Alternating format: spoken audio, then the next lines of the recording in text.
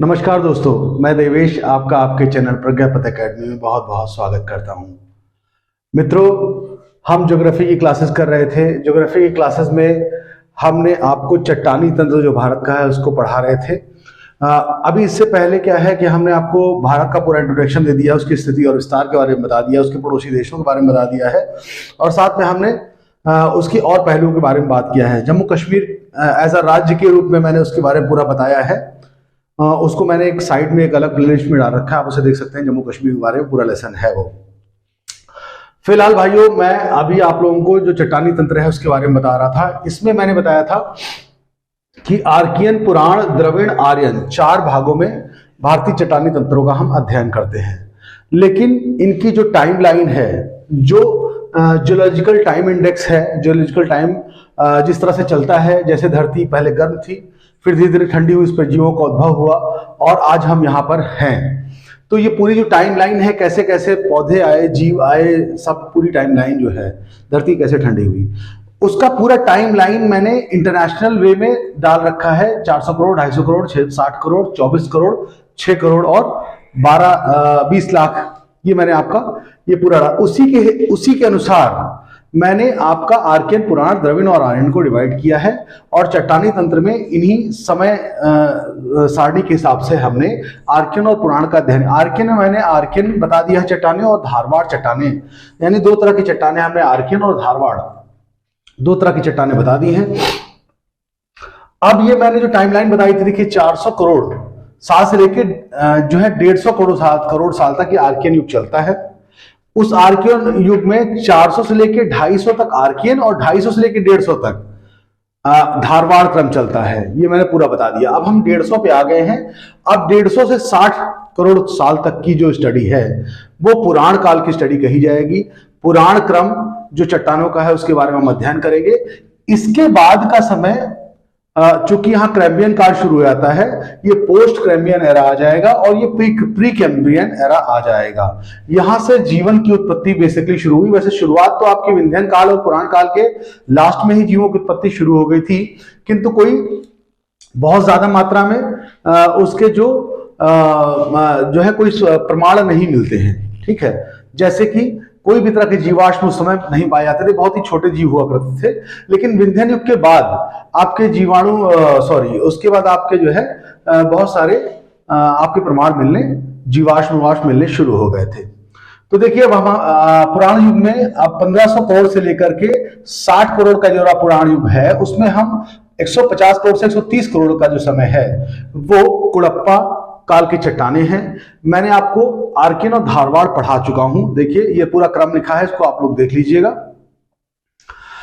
इसमें मैं बिल्कुल छोटा सा एक रिकैप करता हूं। देखिए, आर्कियन काल की चट्टाने सबसे पुरानी चट्टाने हैं, सबसे ठोस चट्टाने हैं और वो धरती के बनने के समय से ही बनना शुरू हो गई थी। और उनके ठंडे होते ही ये जो है आग्नेय क्रम की चट्टाने, यानी कि अग्नि से जैसे वो लावा नहीं होता, ठंडा होता है, वो चट्टान जो बनती है, वैसी चट्टान, बहुत ही कठोर चट्टान, और उसमें कोई भी जीव नहीं थे, तो कोई जीवाश्म आज भी उसमें नहीं मिलते हैं। तो आर्कियन चट्टान ऐसी थी और ये मिनरल रिच चट्टान है, बशर्ते उसका हम एक्सप्लॉयटेशन नहीं कर सकते हैं, उसका हम दोहन नहीं कर सकते हैं, उस पर एक्सप्लोरेशन नहीं कर सकते, उसको हम खोद के निकाल बहुत ज्यादा नहीं सकते, इतनी सख्त है वो चट्टानें। लेकिन बाद में उन्हीं चट्टानों की वेदरिंग हुई, उन्हीं चट्टानों का डिफॉर्मेशन हुआ और टूट फूट हुई और उनके जो ऊपरी हिस्से हैं वो टूट फूट करके अलग हुए और आसपास एक जमाव बना। उस जमाव की वजह से ये हमारी धारवाड़ चट्टानें तैयार हुई। अब देखिए, धारवाड़ चट्टानें जो कि आर्कियन चट्टानों से ही बनी हुई हैं, इसलिए उसमें लगभग वो सारे गुण पाए जाते हैं जो आर्कियन चट्टानों में हैं। लेकिन धारवाड़ चट्टान में एक और खास बात बहुत अच्छी जुड़ गई कि उसमें जो मिनरल्स थे, चूंकि वो परतें उधड़ करके फिर से जमी है, इसलिए उनके अंदर उतना जो कठिन तरीके से दोहन करने की स्थिति, वो नरम हो गई चट्टानें। क्योंकि अगर कुछ चीज उधड़ करके फिर से कॉम्पैक्ट होगी तो उसमें टाइम लगेगा। और इस तरह से, और ये देखिए कितने समय तक कॉम्पैक्ट रही, 400 करोड़ से लेकर के ये 250 करोड़ तक कॉम्पैक्ट रही, 150 करोड़ तक। तो एक लंबा समय वो कॉम्पैक्ट रही। उसके बाद उनका वेदरिंग हुई तो धारवाड़ चट्टानें बनी 250 करोड़ के साल के बाद। ठीक है, तो वो, और उसके बाद वो कब तक रही, 150 करोड़, मतलब 100 ही करोड़ साल रही, तो उतना कॉम्पैक्ट नहीं हो पाई। तो उनका जो वेदर वो है वो थोड़ा सॉफ्ट है। उनका दोहन किया जा सकता है, यानी उसमें जो मिनरल्स हैं उनका फायदा हम उठा सकते हैं। उनमें सोना, चांदी, निकल, इसके अलावा हर तरह के मिनरल्स में मिलते हैं, तांबा मिलता है, ठीक है, और सभी तरह के आध्यात्मिक खनिज भी मिलते हैं, यानी खनिजों से भरपूर जो छोटा नागपुर प्लाटू है आप खनिजों से भरपूर है, वो भी इसी के अंतर्गत आता है। ठीक है भाइयों, अब हम आगे बढ़ते हैं। देखिए इतना मैंने इंट्रोडक्शन इसलिए दिया क्योंकि अब देखिए हम एक कुड़प्पा क्रम में आ गए, पुराण काल के कुड़प्पा क्रम में आ गए। कुड़प्पा काल की चट्टानों के बारे में हम बताना शुरू करते हैं। कुड़प्पा मैंने आपको पिछली बार जब बताया था उसमें मैंने आपको बताया था धारवाड़ चट्टाने। एक्चुअली धारवाड़ चट्टाने जो हैं ये धारवाड़ नामक जगह है, कर्नाटक में धारवाड़ नामक एक जिला है, उस जिले के नाम पर धारवाड़ चट्टाने बनी थी क्योंकि वहीं पर उनका सबसे पहले विकास देखा गया था। लेकिन उनकी वेदरिंग यानी धारवाड़ की भी जब वेदरिंग होगी वो भी उनमें भी टूट फूट होगी और कुछ निक्षेप बह करके कुछ नदी की तलहटी में और कुछ थोड़ा बाद में ऊपर के साइड में बसेंगे, यानी कि तो जो है उससे कुड़प्पा क्रम की चट्टानें बनेंगी। कुड़प्पा आंध्र प्रदेश में है, जैसे मैंने बताया था धारवाड़ यहां पर है, वैसे कुड़प्पा आंध्र प्रदेश में है। वो उसके रिप्रेजेंटेशन उसका रिप्रेजेंट इस चट्टान के शुरुआती दिनों को रिप्रेजेंट करता है। ठीक है, एक मिनट थोड़ा सा मैं बना देता हूं, ये हो गया उड़ीसा, ये हो गया। तो इसलिए जो है ये देखिए यहां पर जो है आपका कुड़प्पा है। तो अब मैं आपको मैप में दिखा देता हूं कहां कहां। देखिए ये देखिए कुड़प्पा है, ये अर्धचंद्राकार भाग, ये जो है आपके कुड़प्पा काल की चट्टानें यहां सबसे पहले शुरुआत हुई, दिखाई देंगी आपको। ये अर्धचंद्राकार भाग है, इसमें देखिए ये हो गया। इसके बाद देखिए थोड़ा सा उड़ीसा ले लीजिए, नहीं तो ये मेन जो इधर का भाग है ये छत्तीसगढ़ के भीतर रायपुर के आसपास का जो क्षेत्र है, छत्तीसगढ़ की राजधानी रायपुर है, उसके आसपास का जो क्षेत्र है उस पे जो है आपका ये धारवाड़ क्रम। देखिए सबसे पहले मैंने जब बताया था आर्कियन, तो उसमें काफी सारा जगह थी, लेकिन उसके आसपास उसकी वेदरिंग से जो इकट्ठा हुआ ज्यादा नहीं हुआ, इसलिए धारवाड़ उससे कम। और ये जो है कुड़प्पा काल की चट्टानें ये यहां पर इतनी जगह पे पाई जाती हैं।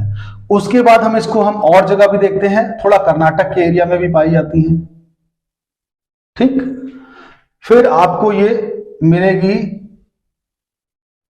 अरावली के आसपास के क्षेत्रों में।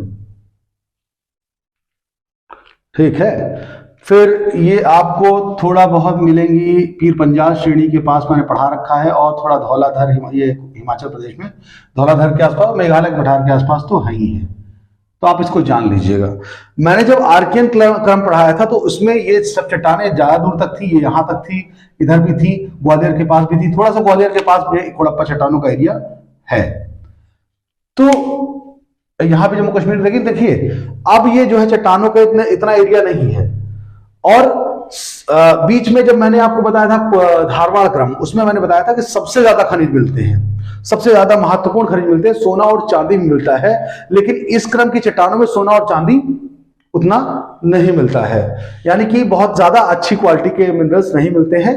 तो कुड़प्पा में ये चट्टानों की जगह है। देखिए कहां कहां मैंने बताया, रायपुर के आसपास का एरिया, और ये मैंने आपको बताया कि उड़ीसा, सॉरी ये आंध्र प्रदेश में ये कृष्णा नदी घाटी जो है, कृष्णा नदी, और ये नीचे एक पेन्नार नदी पड़ती है, उसकी घाटी है। तो उस वहां से लेके वहां तक का एक चंद्राकार क्षेत्र है। इस क्षेत्र में जो है आपकी कुड़प्पा क्रम की चट्टानें पाई जाती हैं। इसके अलावा पीर पंजाल श्रेणी ऊपर, और ये जो है आपका यहाँ क्या बोलूंगा, थोड़ा बहुत ये धौलाधर श्रेणियों के आसपास भी आपके ये कुड़प्पा क्रम चट्टानें मिलती है। अरावली के पास तो है ही है, अरावली जान रहे वेदर हो रही, आज भी वेदरिंग उसकी चालू है। तो चलिए हम कुछ क्रम हम इसके लिख लेते हैं, बहुत ही शॉर्ट में लिखेंगे जल्दी से। पहला ये है कि आंध्र प्रदेश के कुड़प्पा नामक स्थान के नाम पर। ठीक है, एक पॉइंट छोटा सा हो गया कि आंध्र प्रदेश के कुड़प्पा नामक स्थान के नाम पर इनका नाम पड़ा है। दूसरा पॉइंट ले लेते हैं, दूसरा पॉइंट ये ले लेते हैं कि कहां कहां पाया जाता है, इसको मैं अभी लिखवा दूंगा। दूसरा पॉइंट ले लेते हैं कि जब ये जो है दो भागों में इसको वैसे फिलहाल ऊपरी और निचले, देखिए अभी आगे हम ईंधन क्रम जब पढ़ेंगे उसमें भी उसको ऊपरी और निचले क्रम में बांटा गया है। तो कुड़प्पा की चट्टानों को हम ऊपरी कुड़प्पा, ऊपरी कुड़प्पा और निचला, निचली कुड़प्पा के रूप में, चट्टानों के रूप में पढ़ सकते हैं। अब इसमें ऊपरी कुड़प्पा में है कौन कौन सी जगह है, जरा मैं आपको लिखवा देता हूं। बहुत ज्यादा इंपॉर्टेंट नहीं है लेकिन फिर भी जानकारी होनी चाहिए, क्योंकि ज्यादा कुछ इसमें है नहीं कुड़प्पा में, जो आपको जानना हो तो थोड़ा बहुत चीज जान लीजिए। ये देखिए ऊपरी कुड़प्पा में, देखिए यहां कृष्णा नदी की जो घाटी है, ठीक, और यहां पे एक रिवर है उसका नाम है पेन्नार रिवर।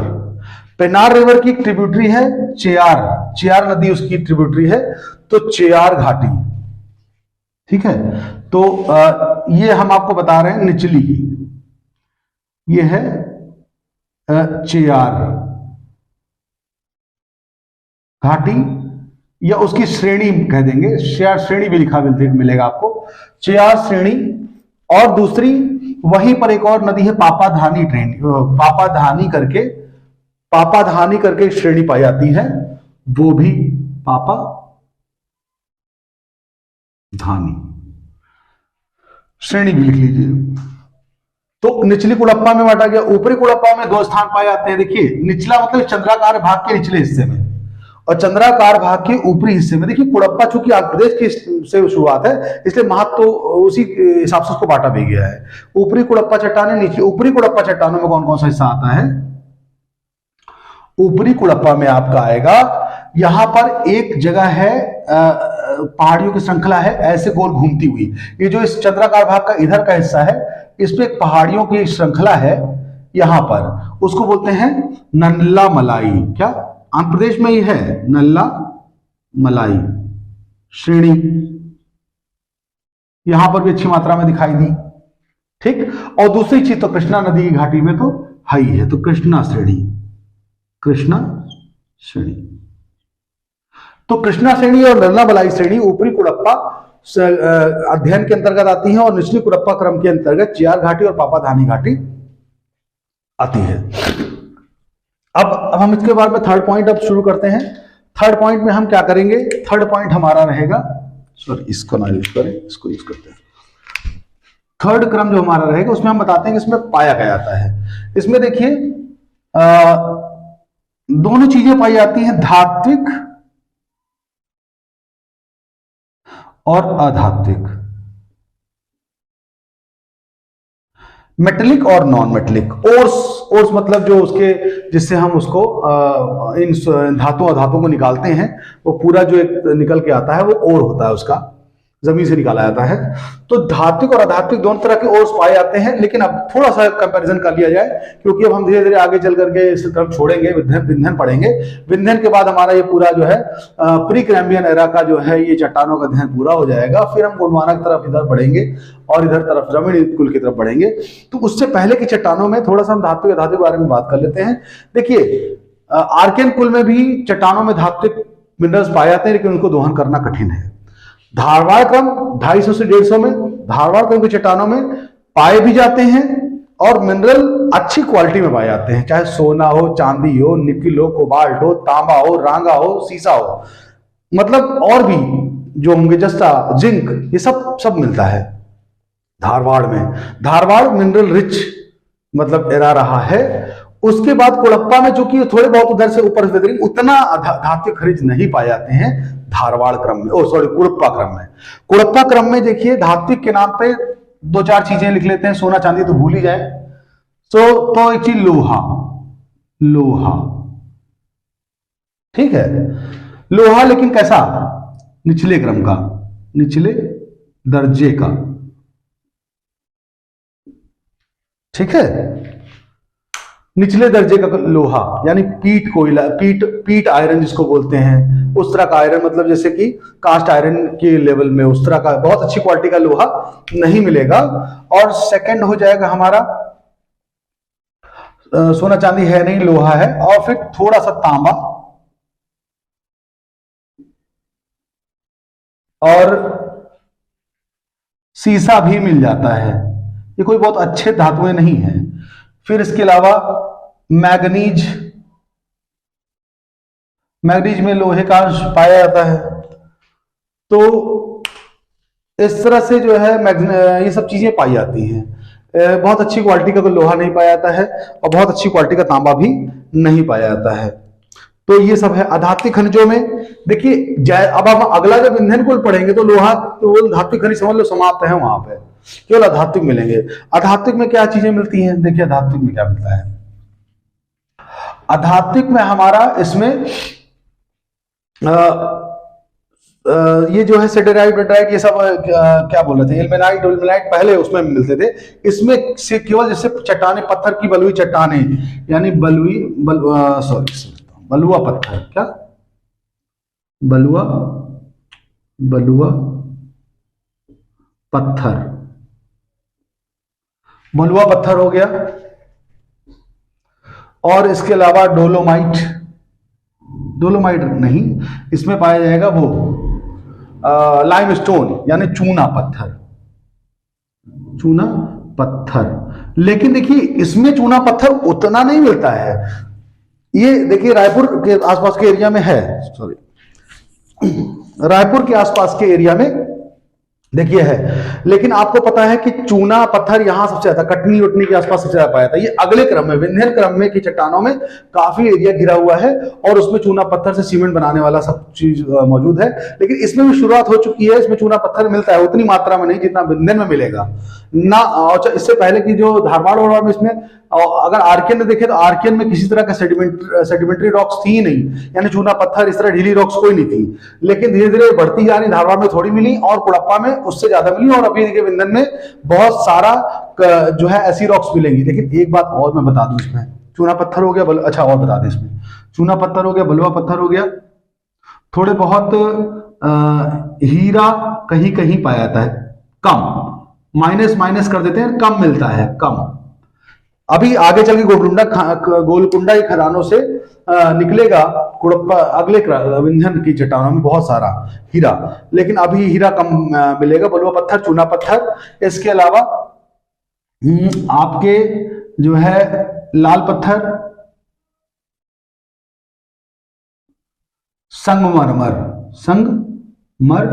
संगमरमर ये भी मिलेगा। तो यानी कहने मतलब है कि धातुएं धातुएं सब मिलेंगी, लेकिन जितनी रेंज अभी तक आपने धारवाड़ में देखी उतनी बड़ी रेंज ना तो धात्विक की मिलेगी ना धात्विक की मिलेगी। ठीक, ये सब चीजें इतनी हो गई। अभी एक पॉइंट और बता दें, चौथा पॉइंट एक ले लीजिए। चौथे पॉइंट में ये बताऊंगा मैं कि ये जो है अच्छी खासी मोटाई कहीं कहीं पर है इसकी। अब ऐसे मान चलिए कि देखिएगा कि कहीं जैसे मान लीजिए ये आपकी आर्कियाइक चट्टानें हैं, तो कई बार ओवरलैपिंग मिलती है, यानी आर्कियाइक चट्टानों के ऊपर ही जो है दूसरी चट्टानें, चाहे वो विंध्यन की हो चाहे कुड़प्पा की हो, उन आर्कियाइक चट्टानों के ऊपर भी है, काफी एरिया है।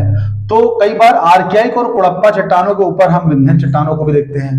तो ये हो गया, ठीक है। तो अब यहां पर जो है 3 पॉइंट ही इसमें बहुत है, कोई ज्यादा इसमें बताने की जरूरत नहीं है। इतने में ही आप समझिएगा कि काफी चीज पूरी हो जाती है। कुड़प्पा में आप सिंपल सा कहे कहां पाया जाता है, ये अरावली के आसपास के क्षेत्रों में पाया जाता है, रायपुर के आसपास के क्षेत्रों में पाया जाता है, आंध्र प्रदेश के आसपास थोड़ा बहुत जो है ये कर्नाटक के आसपास भी पाया जाता है, क्योंकि इन्हीं जगहों पर हमारी आर्कियन और धारवाड़ चट्टानें थी, इसलिए वहां पर पाया जाता है। तो बहुत ज्यादा इंपॉर्टेंट नहीं है। एक चलिए पॉइंट और बढ़ा देता हूं, 22,000 स्क्वायर किलोमीटर का एरिया ये अपने साथ कवर करती हैं और 6,000 के आसपास गहराई भी कहीं कहीं पाई जाती है। ठीक है, तो इन जो ये कुड़प्पा का है। अब हम जल्दी से आगे विंध्यन का क्रम भी पढ़ लेंगे, थोड़ा बहुत उसको भी हम आपको बता देंगे। इस तरह से कुड़प्पा और विंध्यन क्रम के साथ साथ हमारा इधर का ये प्रीक्रिमिनल खत्म हो जाएगा। उसके बाद द्रविड़ में बहुत कुछ है नहीं, गोंडवाना आपको बताना है और दक्कन ट्रैप बताना है। ये भी बस एक क्लास की बात होगी और कंप्लीट हो जाएगा हमारा चट्टानों का ये क्रम। तो इसको पढ़िए। और मैंने पिछले क्लासेस दे रखी जिसमें आर्कियन और धारवाड़ क्रम को बताया है। अब मोस्ट इंपॉर्टेंट धारवाड़ क्रम है, उसको आप पढ़िए और समझिए। उसमें धात्विक जो खनिज है वो बहुत अच्छी मात्रा में पाए जाते हैं और बहुत ज़्यादा उस वक्त दोहन करने लायक चट्टानें पाई जाती हैं, चाहे वो छोटा नागपुर का हो। लेकिन कुडप्पा में बहुत कुछ नहीं है, यही इतना है जितना मैंने आपको बताया। तो इसी के साथ मैं क्लास अभी के लिए रुकता हूँ, फिर अगली क्लास में आपसे मिलता हूँ। बहुत बहुत धन्यवाद, नमस्कार।